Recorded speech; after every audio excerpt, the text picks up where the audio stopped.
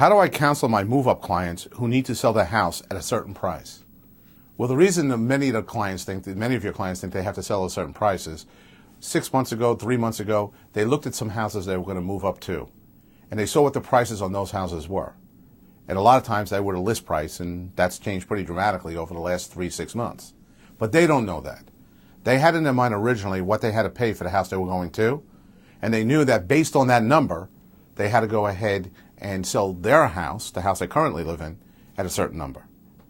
Let's take a look at that, and I'm going to go through a couple of slides. I'm picking certain price points.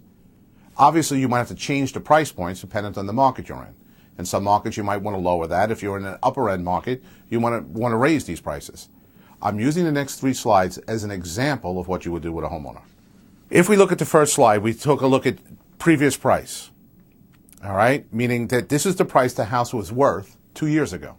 Now, if we take a look at the small house, that's the house they're currently living in. The previous price in this example is $450,000. Let's assume the house devalued by 20, depreciated by 20%. That house is now $360,000. And what most homeowners will think about is the fact that they lost $90,000 from 2 years ago. But if they're a move-up buyer, something very interesting happened. If we go to the bigger house to the right, what we'll see is this. That $650,000 house they were thinking about buying, that also dropped 20%. So that house right now is $520,000. So even though they lost $90,000 on the house they're selling, in the house they're purchasing, they gained $130,000. So if we put those two things together, by making the move right now, they made $40,000. It's important that they see that. Plus, with the interest rates where they are now, they might be in a house that they have a 6 or 6.5% interest rate, that because there's not enough equity in there, they can't get a refinance, but they can apply and get a loan. Well, not only did they save that money, but now they're going into the new house at 5% instead of 6.5%.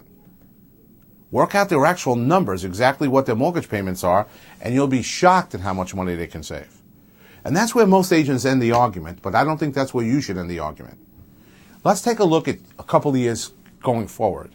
Let's take a look at what happens if they stay in a house or they purchase the big house today. If they stay in a house, their $360,000 house, assuming it's going to go up 20%, is now worth $432,000. And they made $72,000.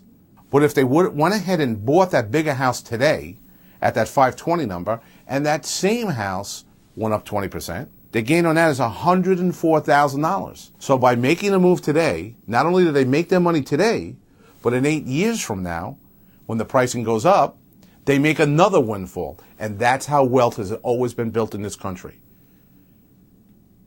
You know, Warren Buffett said it best. When people are greedy, be fearful.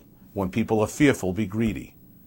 What is the majority of the population right now? Fearful. This is our time to be a little greedy. Let's buy that bigger home, because what we can see is on both ends, this end and the next end, we're making a lot of money. As a matter of fact, if you go to the last slide, let them see that. And ladies and gentlemen, don't tell them this.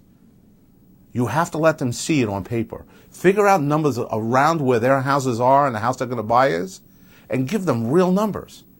Because if we take the $40,000 they'd make today and the $32,000 they're going to make in a couple of years, well, in a 5, 7, 8 year period, they made an additional $72,000. They have to see that. And if you show it to them properly and show it to them properly, then what winds up taking place, it's easier for them to take the price they need to take on their house to make the move. And we're not even getting into the advantages of the lifestyle change, the quality of life changes. We're just talking numbers here, and it makes all the sense in the world. Take this information, get in front of every listing you have, any listing you're thinking about getting that's moving up, and share this with them. Let's see whether or not we can get them thinking a little bit forward and be less afraid of what they're going to get on their house now, and think about it as an investment over that period of time.